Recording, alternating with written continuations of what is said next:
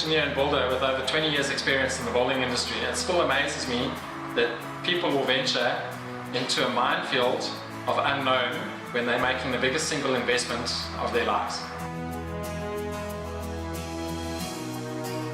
A shortcoming we find in the building industry is that a quote is submitted to a client that often comes in a one-page format that has there's no content to it. You know, there's nothing specified, there's no PC amounts. You can't take a 5 million rand build and base it on a one-page document with an amount.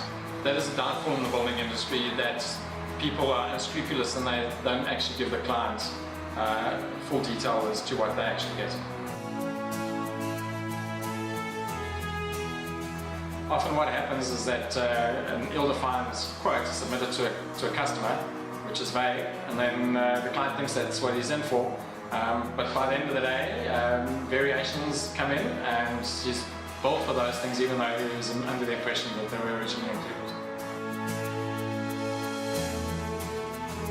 Obviously, in the building process, you're going to have variations and changes. So those need to be managed, and you know, a very accurate log or record is kept of all those changes, so that by the end of the time you get to the end of the contract, you know what your total bill is. There's no surprises. You know, you're not getting invoiced for things that you thought were included in the bill. So that building process is managed in the proper manner.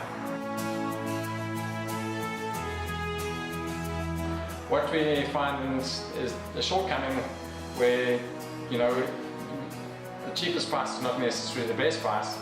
Is some of the tenderers will manipulate some of the PC items or provisional cost sums to make it look like they're the cheapest, but they're still not providing the clients with the costing that was specified by the architect.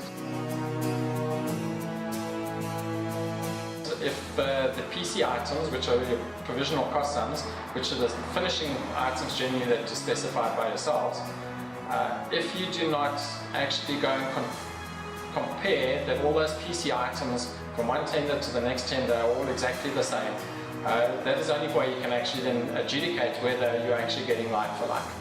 Because often you'll get someone that's a little bit unscrupulous will change some of those figures to make their tender look cheaper.